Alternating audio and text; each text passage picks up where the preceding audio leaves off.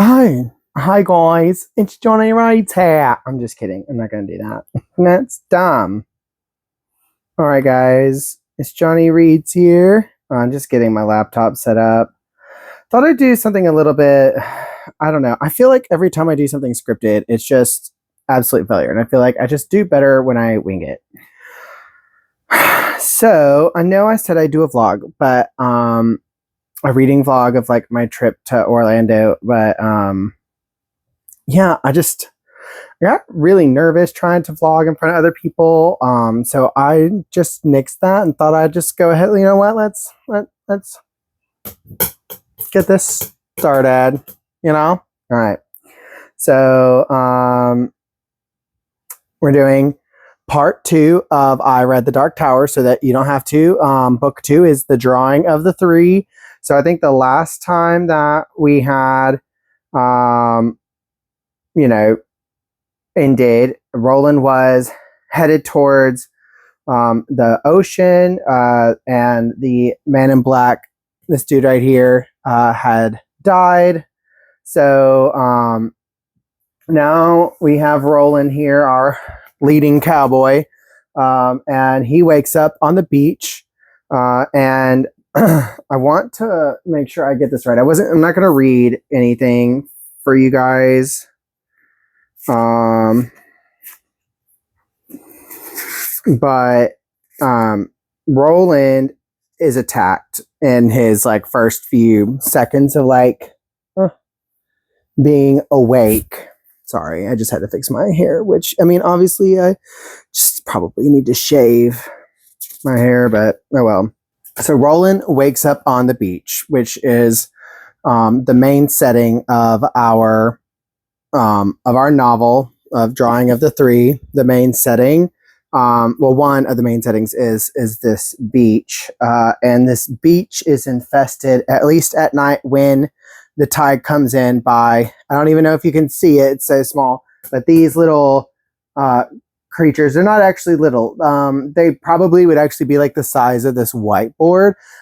These are lobstrosities, and they're terrible. So he like wakes up and they're like trying to feast on him, and they end up lopping off.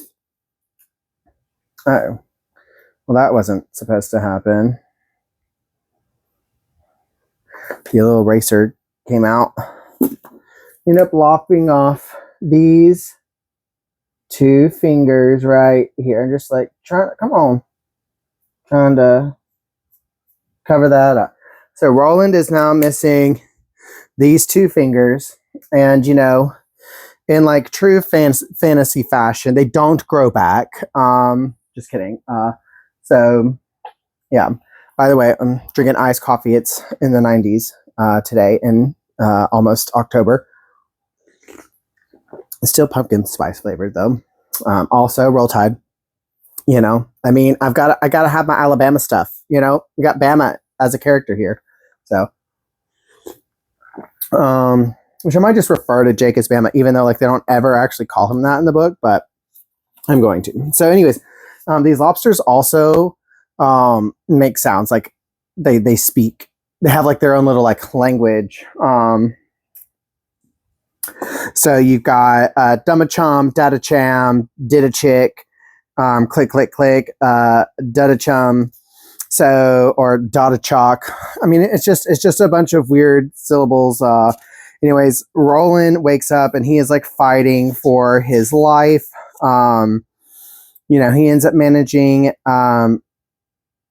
killing some of the lobstrosities, but getting further away, because like the lobstrosities can only be so far away from the water. So he gets further away from the beach, where they're not going to chase him anymore. And anyways, he succumbs to the injury. He's also got like cuts and stuff like that. But the thing is that the lobstrosities also have a venom in them. So basically, for the rest of the book, Roland is going to be fighting this infection that is caused by the bacterial venom of the lobstrosities. Okay, so this is told in 4 parts, I believe. And get to the. Are you gonna tell me? No, it's told in three parts. All right. So the first part is the prisoner. All right. So we have here our prisoner is Eddie Dean. He is our he is our new main character for the rest of the series. Eddie. We get introduced to him here. Eddie has had a hard life. Eddie has basically been pushed into selling drugs while also being prisoner to them. His specific demon of choice is heron. But we meet Eddie on a plane coming back from the Bahamas with 2 kilos of Diet Coke underneath his arms. He's got it like strapped, under here. And so he's on a plane, and the stewards just think that, he's a terrorist just because of how, well, sorry, I guess I can't say. The stewards think that he's up to no good. Obviously he is, but like more in a dangerous sense than, like they're trying to keep an eye on him. Like, why is he like stressing out? Is he gonna, do something stupid?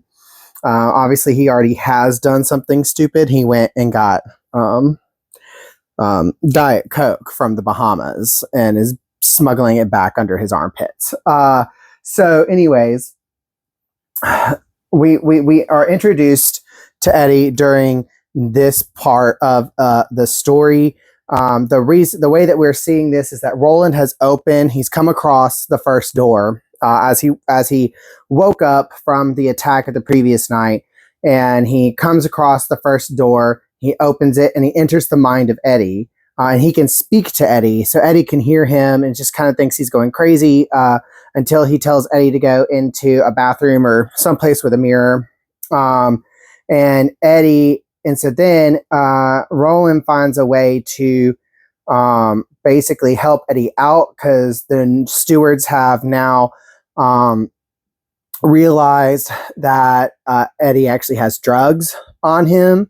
Or nose candy, I guess we'll go with it.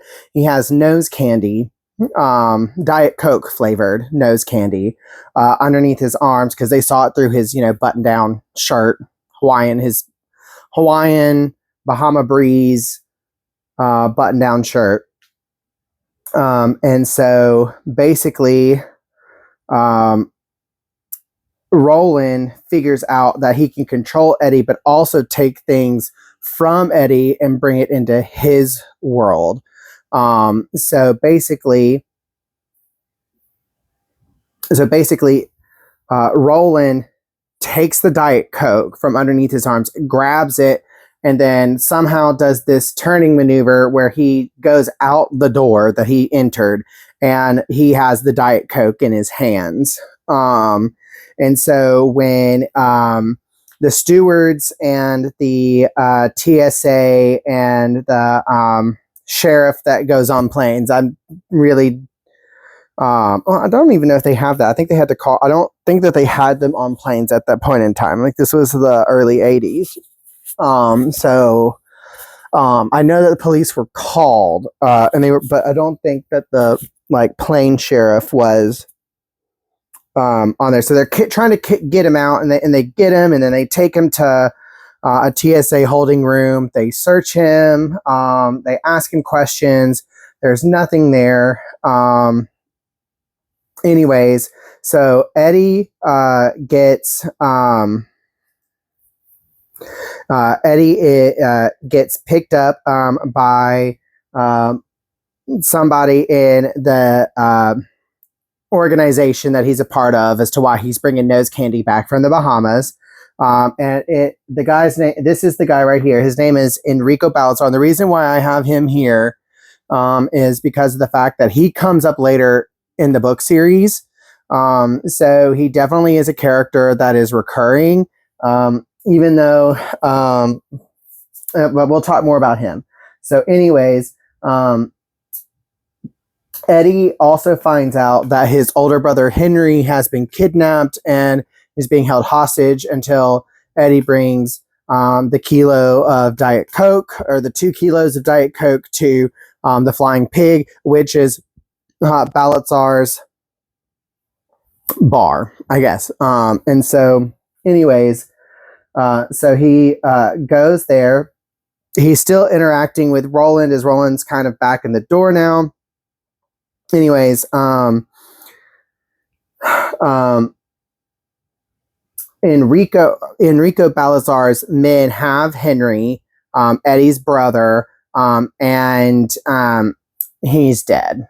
He had too much hair on, and he went permanently to sleep. However, Eddie does not know this, and they're trying to keep this from Eddie while Enrico is trying to get his stuff from Eddie. But obviously it's not on Eddie anymore because it's with Roland in his world.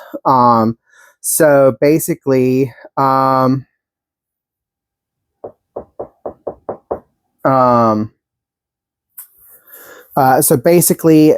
they get to the bar and they find out that, Eddie doesn't have, like, where is it? And he's like, I've got it, but like, I want to see my brother first. And it's like, no, like, you need to get it. Okay, well, anyways, they end up like making him, take all his clothes off and, search him. And he's like, it's in the bathroom. So, which is like, how did it get in the bathroom since like you walked in here? It's like, just trust me. Like, I need to go to the bathroom, so that he can, get the Diet Coke.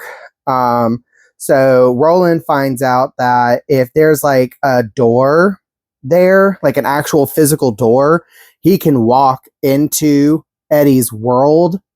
As long as Eddie can. So like, it's very strange. So Roland can go, instead of into Eddie's mind, can go into New York City where Eddie is. And as long as there's like an actual door where Eddie is. So he uses the bathroom door to go in there. He then takes the guy who went in with him. Let me see what his name was. Jack. So he's accompanied into the bathroom with Jack, who's not really a big character, but just for namesake. So he's taken into the bathroom with Jack. Roland then uses the portal to actually physically go into New York City with Eddie, takes Jack, tosses him onto the beach to be eaten by the Lobstrosities. So Jack is dead, and Roland and Eddie are in the bathroom. And basically, so Roland is now in the bathroom with Eddie. Jack is dead. Eddie overhears that Henry is dead. Okay. So basically, Eddie just goes psycho and goes out into the bar and with Roland starts shooting up everybody in the bar. Everybody dies.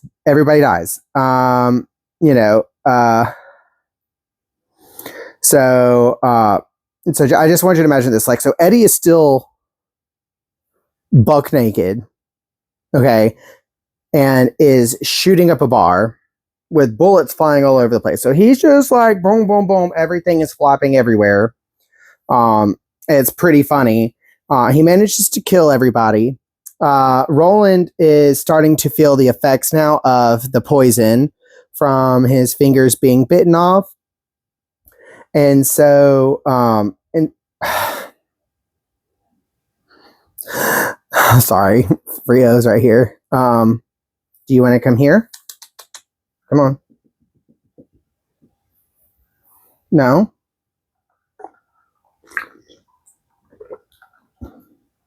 Okay.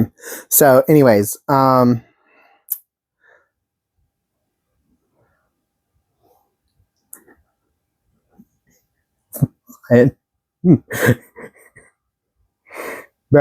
All right.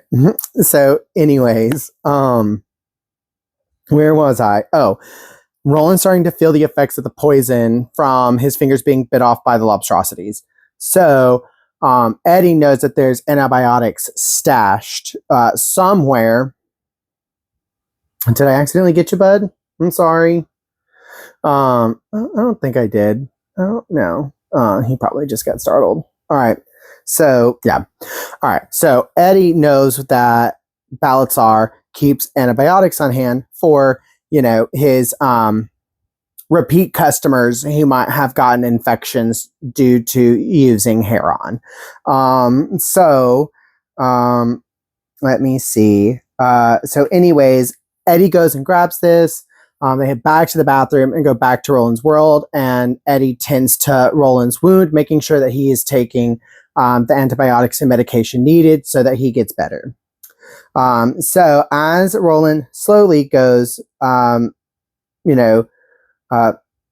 as Roland slowly recovers from the infection, yeah, that's fine.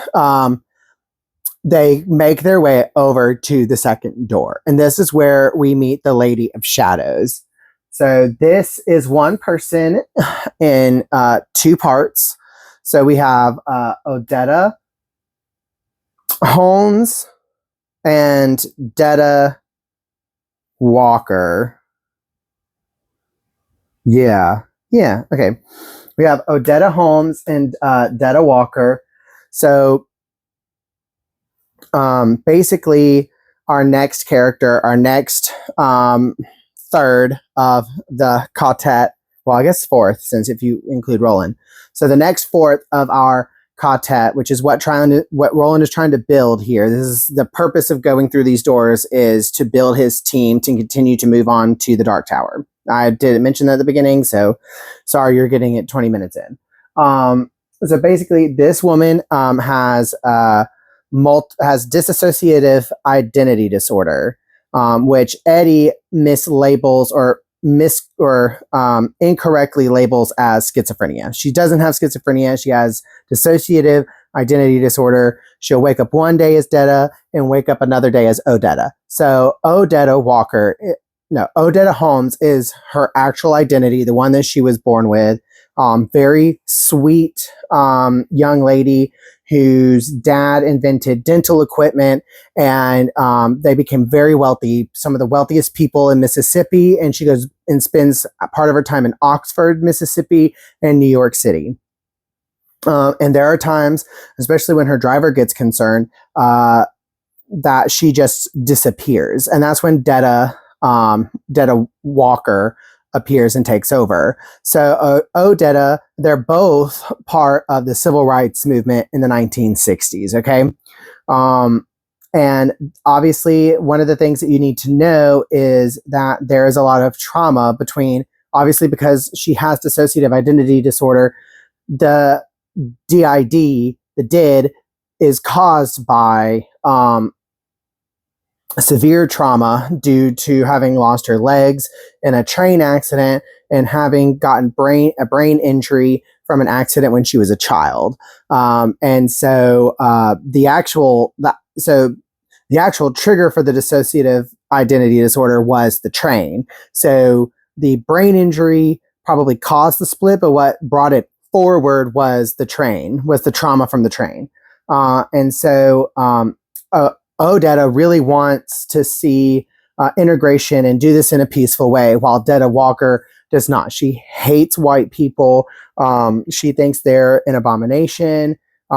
She, curses and, says a lot of racial slurs, and so she's just a very angry woman. And basically, Detta's pain is brought out into this part of the character.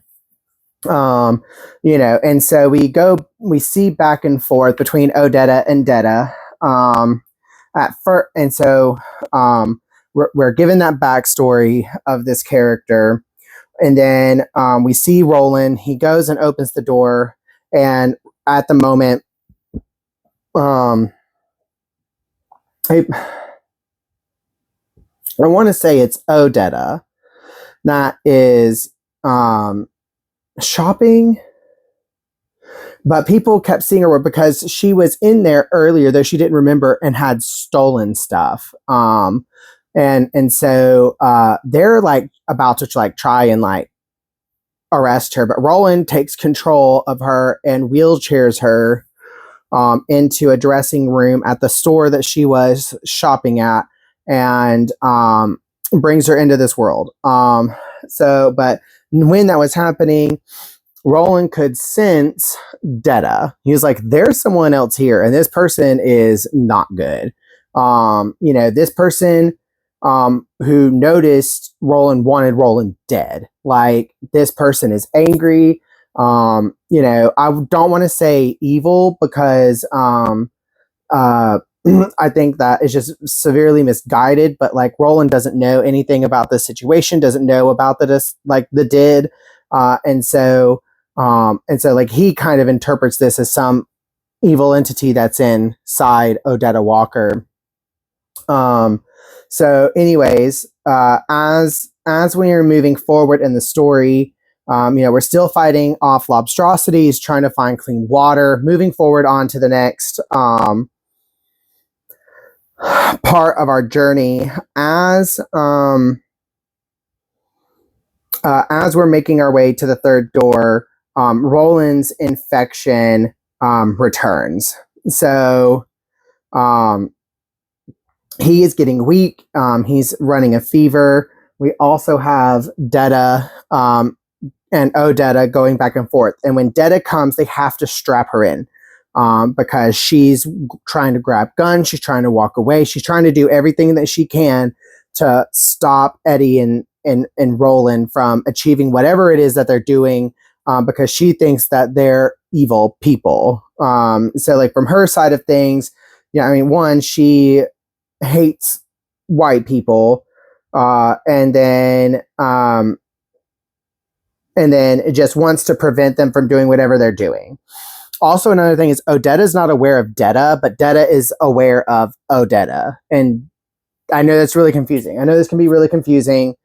But anyways, we're really struggling with going back and forth between these two characters, Roland's infection. But eventually Odetta returns confused as to where they are because they're not where they were, but now they're come on, what is it?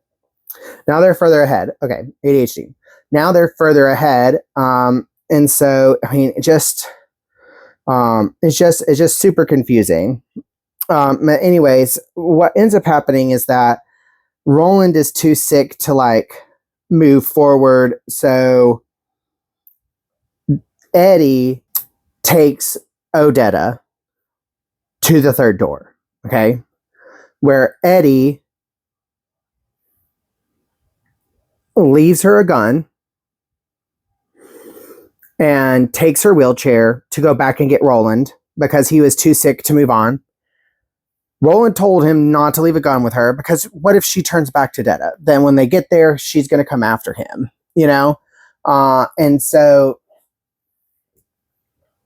and which is exactly what happens. So they get to the third door. Roland goes in, still sick, still,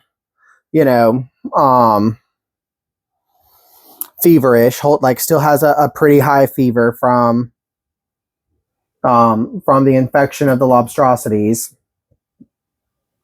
And when Roland goes through the door, Detta takes her chance to kidnap Eddie and threatens to kill Eddie if Roland doesn't come back. But Roland's got a mission. He's got to get this third person. So Roland does not return.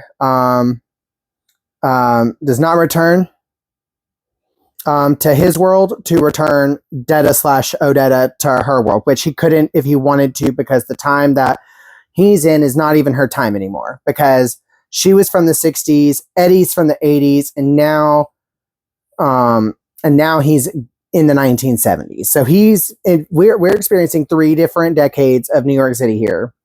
So our third person that we're going to see is Jack Mort. All right.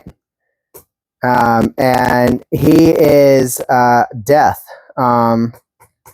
So let me the third door. Let me actually look that up.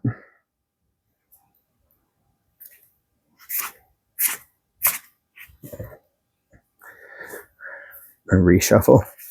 The pusher. Oh yeah. Okay. Okay. He's the pusher. So Jack Mort, he is a sociopath and a murderer. Okay.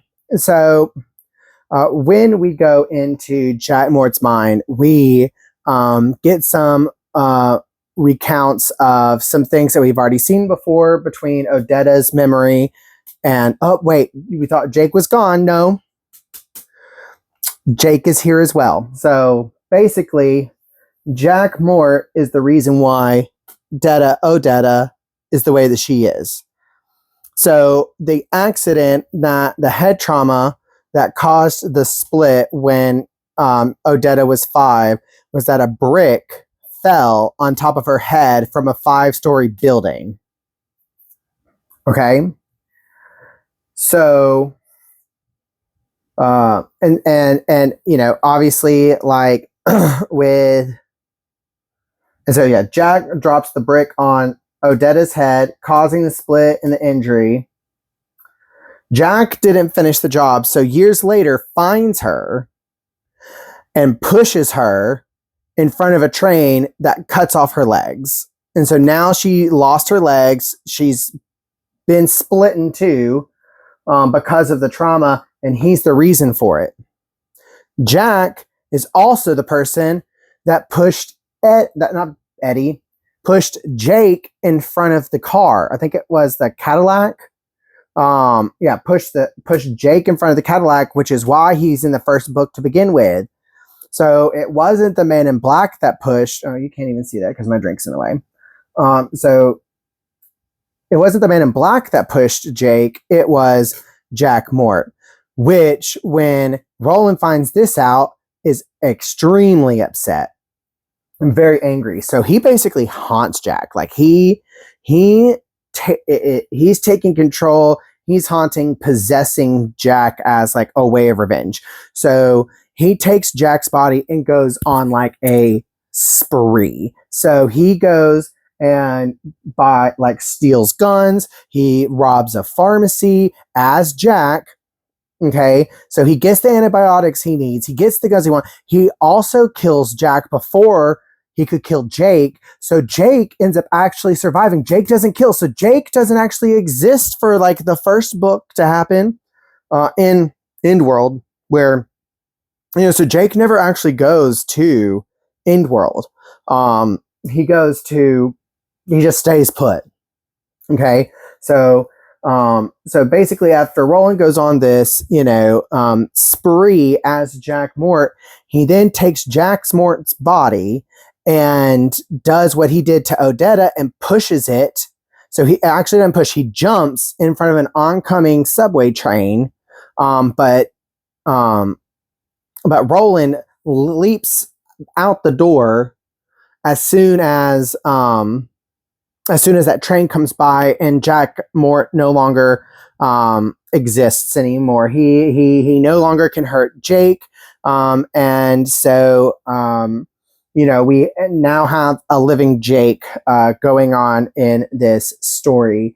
In the meantime, while Roland was doing this, Odetta had incapacitated Eddie, and Eddie is now being pinched, scarred, you know, bitten by the Lobstrosities as they're emerging out of the water. Here's the thing is that after Odetta sees Jack's death, and seeing that what Jack did to her, it forces her two personalities to combine. So Odetta and Detta are now back as one and form Susanna Dean. Okay. So we now have a combination of the two. So the two are no longer separate. So we no longer have a good and evil Odetta Holmes. We now have the personalities back together in balance, as they would be creating a new personality of Susanna. So anyways, with that, we save Eddie from the Lobstrosities, and we move forward with Roland over the next few months teaching Susanna and Eddie how to be gunslingers with all the ammo that Roland had used. So Roland gets all of his stuff back. He gets the antibiotics, and he, survives the infection. Eddie now breaks his addiction to heroin. The Diet Coke has been destroyed, and they're able to move on in a clean manner and actually move on as a team to the Dark Tower. And that is the end of part 2. That is the end of the drawing of the 3. We have 2 people drawn. So we still have a third one to go get, and we'll figure out who that is in the Wastelands, which, by the way, is my favorite book in the entire series. So I just wanted to get this going for you guys. So anyways, I hope you guys enjoyed that. I know it was fast, but I just really wanted to get this filmed for you guys. So I hope that you guys really, really enjoyed the video. If you guys have any questions, or if you guys think that I left anything important out, leave it in the comments. Definitely would love to have a conversation about it. Anyways, for any of you guys here who are new, like and subscribe, and I'll have a new video posted next week. Anyways, that's all that I have. This is Johnny Reads, and I hope you have a blessed one. Over and out.